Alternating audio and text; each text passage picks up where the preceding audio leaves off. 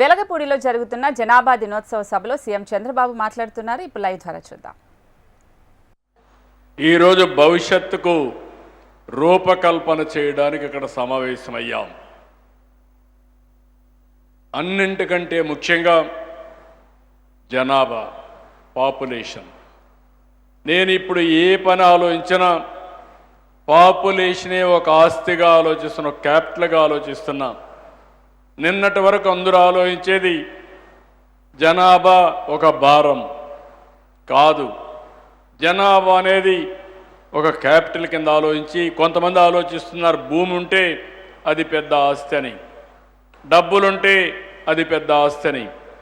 అట్లా కాకుండా ఏ ఇంట్లో అయితే కుటుంబ సభ్యులు ఎక్కువ ఉంటారో వాళ్ళని ఒక ఆస్తిగా తీసుకొని, ఒక క్యాపిటల్గా తీసుకొని మనం దానిపైన పెట్టుబడి పెట్టగలిగితే భవిష్యత్తు మందే అని చెప్పి నేను మీకు తెలియజేస్తున్నా. ఈరోజు సవ్యంగా అన్నీ జరిగితే ప్రపంచం మొత్తం జనాభా తగ్గే ఈ సమయంలో మనం కానీ జనాభా కరెక్ట్గా నియంత్రణ చేయగలిగితే, నియంత్రణ కాదు, జనాభాను నిర్వహణ చేయగలిగితే 175 కోట్లు భారతదేశ జనాభా ఉందనుకుంటే ఇప్పుడు 4 కోట్లే ప్రపంచం అంతా ఉన్నారు. రేపు 6 రెట్లు అంటే 24 కోట్లు, 25 కోట్లు వేరే దేశాలకు వెళ్ళిపోతే ఆ దేశాల అవసరాలు వీళ్ళు తీర్చగలిగితే ఏ విధంగా ఉంటారో ఒక్కసారి మీరు చూడండి.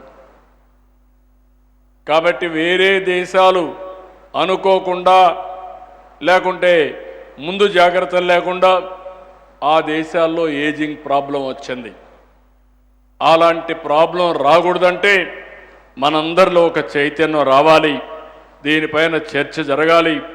చర్చ జరగడమే కాకుండా మనందరం దీనికి తగిన విధంగా కార్యక్రమాలు కూడా రూపకల్పన చేసుకోగలిగితే ఒక బ్రహ్మాండమైన భవిష్యత్తు ఉంటుంది. దీనికి మీరందరూ ఆలోచించాల్సిందిగా నేను మిమ్మల్ని కోరుకుంటూ, ఈరోజు ఒక ఆర్గనైజేషన్, మంచి ఆర్గనైజేషన్ ఇక్కడ చూస్తే కుప్పంలో నా నియోజకవర్గంలో పనిచేస్తున్నారు. వీళ్ళు నాకు అక్కడ పోయినప్పుడు బాగా ఈ పాలసీ చూసిన తర్వాత మైనా మహిళా ఫౌండేషన్ సుహని జలోతా గారు పైన కూర్చున్నారు. వారు చెప్పారు, వారి టీం వచ్చి కనపడ్డారు. ఫస్ట్ టైం నేను చూసింది జనాభా నిర్వహణ కోసం ఎలాంటి సమస్యలు ఉన్నాయో అనలైజ్ చేసి కపుల్స్ని పిలిపించి కౌన్సిలింగ్ చేసి వాళ్ళతో మాట్లాడి వాళ్ళకుండే సందేహాలు నివృత్తి చేస్తూ జనాభా నిర్వహణ కోసం పనిచేసే మొదటి సంస్థగా నేను చూసా. వారిని మనస్ఫూర్తిగా అభినందిస్తున్నా. మొన్నటి వరకు ఫ్యామిలీ ప్లానింగ్ కోసం పనిచేశారు. ఇప్పుడు పాపులేషన్ మేనేజ్మెంట్ కోసం పనిచేయాల్సిన అవసరం ఉంది. This is the right time. నిన్నటి వరకు ఒక లెవెల్లో పోయాం థింకింగ్ ప్రాసెస్లో. ఇప్పటి నుంచి మన ఆలోచన విధానాన్ని మార్చి మళ్ళీ భావితరాల భవిష్యత్తు కోసం, మన భవిష్యత్తు కోసం, సమాజ మనుగడ కోసం ఆలోచించాల్సిందిగా కోరుకుంటూ, మీరందరూ కూడా 2047 విజన్ డాక్యుమెంట్ వికసిత్ భారత్ ఉంది, స్వర్ణ ఆంధ్రప్రదేశ్ 2047 ఉంది. అది జయప్రదం కావాలంటే ఇది కూడా జనాభా నిర్వహణ కూడా చాలా ముఖ్యం. దానికి మీరందరూ సహకరించవలసిందిగా నేను కోరుకుంటూ, ఇప్పుడు మీకు ఏ డౌట్స్ ఉన్నా మీరు అడిగే అవకాశం ఉంటుంది. జనాభానే మన ఆస్తి, జనాభానే మన సంస్థ. మనకు దానికి ఏమాత్రం కూడా నాకు అనుమానం లేదు. ఈరోజు ప్రపంచంలో మీరు ఏ దేశానికైనా వెళ్ళండి, పాష్ లొకాలిటీకి వెళ్ళండి, మీరు హిందీలో మాట్లాడండి లేదంటే తెలుగులో మాట్లాడండి, మీరు మాట్లాడితే ఒక 50 మంది వచ్చి మిమ్మల్ని పలకరించే పరిస్థితికి వస్తారు. అది మన శక్తి. ఇప్పుడు నాలెడ్జ్ ఎకానమీలో ప్రపంచంలో ఉండే అవకాశాలను అందిపుచ్చుకుంటున్నటువంటి దేశం భారతదేశం. నాకు అనుమానం లేదు 25 సంవత్సరాలు మార్పు వచ్చింది. ఇంకొక 25 సంవత్సరాల్లో పెను మార్పులు వస్తాయి.